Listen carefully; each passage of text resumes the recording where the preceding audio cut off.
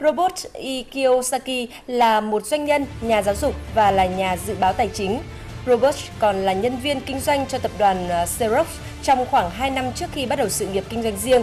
Robert từng kiếm được rất nhiều tiền bằng kinh doanh nhưng cũng đã có lúc phá sản và rơi vào tình cảnh vô gia cư. Tuy nhiên, không nản lòng, ông thành lập công ty giáo dục về tài chính vào năm 1985 và trở thành một nhà đầu tư, tỷ phú, một diễn giả nổi tiếng thế giới. So the last thing I want to talk about debt is one of the best investments I made because I started off with no money like most people. You know, my first investment was a little $18,000 condo in Hawaii, and I made a whopping $25 a month. I didn't make much money on that deal, but every time I did an investment, be it real estate or business, I got smarter because experience makes you smarter. So I started with just a little $18,000 unit. I broke out my credit card. I paid the $2,000 down payment with my credit card, so it was 100% finance. Now, most experts will say you, that's stupid. You don't do that. But if you know what you're doing, you can do it. A number of years ago, I bought a $7 million commercial building. I paid for it with zero down. And every month, after everything is paid for, it puts about $30,000 a month income in my pocket, or $360,000 a year for no money down. So that is the price of having a good education or a bad education. A good education is knowing the good debt versus bad debt and how debtors can win if you know what you're doing. I don't know what the heck with people think about money, but that's what I get a lot of is kind of this, well, you know, money's not spiritual. I'm just saying it's your attitudes, you know, a person's attitude towards money. I make a lot of money, but I give a lot. You know what I mean? It goes to biblical principle, the more you give, the more you receive. So when I meet somebody who's doesn't have any money, it just means they're not giving something. Yeah. You know, so a lot of times there's people who would like more, but they're not giving anything. Yeah. So they're like my poor dad. You know, he belonged to the labor unions, and he wanted to work less and get paid more. Well, that's anti-religious to me. Yeah. If you want to get paid more, work more, give more. That's how I see it. Discipline I had to get into was I always pay myself first, even when I had no money. And when I have all these bill collectors calling me, I use them as inspiration. You know what I mean? Really? Oh, when they're hounding, the government's hounding you, bill collectors calling, because I've been broke, so I can understand what it feels like to be broke. When those guys are calling you, instead of shrinking and going into the shell and eating my pizza, Yeah. I use it as motivation to go out and make more money. So I use my bill collectors as motivation, and that's why I paid myself first, even though sometimes I wasn't What would you paying. pay yourself? I always bought assets. I'd buy a house or I'd put money in the bank and things like this. But it was just a habit. Exactly what you're talking about. It's up here. It's about changing the way you think. You see, That's what the whole book is about. That's it. Because we're our biggest asset. We're also our biggest liability.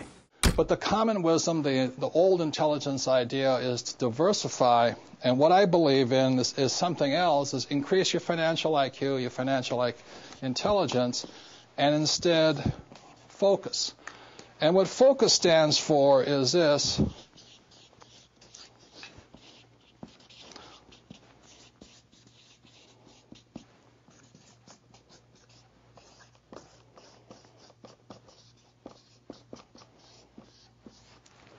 Focus is follow one course till you're successful.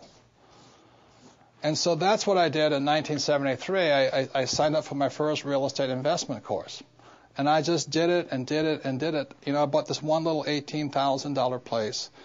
And I did it again, and I did it again, and I did it again until the point where I understood it. And then I went into becoming an entrepreneur. And I did it, and I did it, and did it. And I'm still learning. And I'm still learning about real estate. And the reason, in 1966, I got into oil when I went to work for the Standard Oil Company. So today, I'm still focusing. I invest in oil and oil and oil. And I don't diversify. You know, it doesn't mean I don't lose. Sometimes I'm lose, sometimes I make mistakes and all this. But I just don't buy good as with all the bad. If you're going to be successful as an investor, you know, diversification is good for the average investor. If that's what you want to be, have a good life. But what I'd rather do is be able to know the good ones from the bad ones, the good investments from the bad investments, the good advisors from the bad advisors, and what's good for me and what's not good for you. Because what I do is not necessarily what's going to work for you, and vice versa here. So that's why I really think instead of diversification or diversifying, the new rules of money say follow one course until you're successful and then keep doing it. Because once you find that way of being successful, you can do it again and again and again. The thing is, you see, when people, economies go up, economies go down, we might go into a depression worldwide. Like I said, France is in very big trouble. Germany's okay. England's in big trouble. China's in trouble. So if we go that, we go to a worldwide depression, and it might take 10 years, to come out of it. But during these times, this is the best time. I have made more money in the last 3 years than ever before in my life. I bought five golf courses last year out of bankruptcy. That's impressive. Yeah. Well, the bank. Courses. Yeah, Donald bought 10. They're giving them away. No one told me. Yeah, but you have to know how to operate them. Yeah. You have to be an entrepreneur. Yeah. So the banks just call you up and they say that there was 5 golf courses and 1 hotel. In the States? In Arizona, yeah, Golf Mecca, Arizona. And this Japanese company had it, and they asked me if I wanted to buy it about 5 years ago for $260 million. And I said, does it make sense? It doesn't make sense at $260 million. So they told me I didn't know what I was doing. They said, okay, buy. And then 1 year ago, this summer, the Citibank called up and says, you want those golf courses? And they gave me the money to buy them. And just to reiterate, was in approximately 1975, I came out with this product, and we were extremely successful. But we kept running out of money. The more successful we got, the more we ran out of money. So that's when I went to my rich dad, and I tried to borrow $100,000, and he chewed me out. He says, why would I invest in a dumb product when you have a bad business? And so that's when he began teaching me the next level of my entrepreneurial education. It's not about the product, it's about how to design a business that doesn't need me to keep raising the capital. In other words, how do you design a business that keeps raising money automatically? And today the Rich Dad company is cash rich, cash keeps pouring in because the ability to raise money constantly was designed into the business. And once again, this is the diagram. This is the BI triangle. These are the 8 pieces that make up a business. When a business is hurting, oftentimes it's because one of these 8 pieces is missing. For example, many times people say, I have a great product, but their legal is really bad, or their communication systems are bad, or their audit, their internal order processing is bad, or the manufacturing is bad, or the marketing is bad, or they have bad cash flow management. Another part of your financial IQ is to know there's 3 types of income. So if you're going to say work hard, most people are working hard for earned income, and that's what these guys are working for. The trouble with earned income in America, your tax rate's approximately 50%, whereas Warren Buffett says it's a shame that his secretary pays a higher percentage in taxes than he did, although he makes billions of dollars. So when you say to a child, go to school and get a safe, secure job, you tell them to work for earned income, the worst type of income. The second type of income is portfolio income. And today, as I speak, and they're trying to change this, it's about 20%. And portfolio income is generally known as capital gain. So if I buy a stock for $10 and I sell it for $50, the $40 gain is taxed at 20%. Or if I buy a house for $100,000 and I sell it for $200,000, that's a capital gains type event. So you pay a lot of tax for that. And the third type of income, which is the best type of income, excuse me, I can't spell again, is passive income. And this is income that just comes in on a regular basis. One of the reasons I am wealthy and is able to retire at a young age is because I worked hard for passive income, not earned income. I don't flip real estate generally, not portfolio income. I don't flip stocks. I want passive income. So today, the new rules of money, it's important to understand what are you going to school to become, ES, entrepreneur or investor, and what kind of income you're working hard for, earned, portfolio, or passive. And if you know what you're doing, you can pay 0% taxes legally.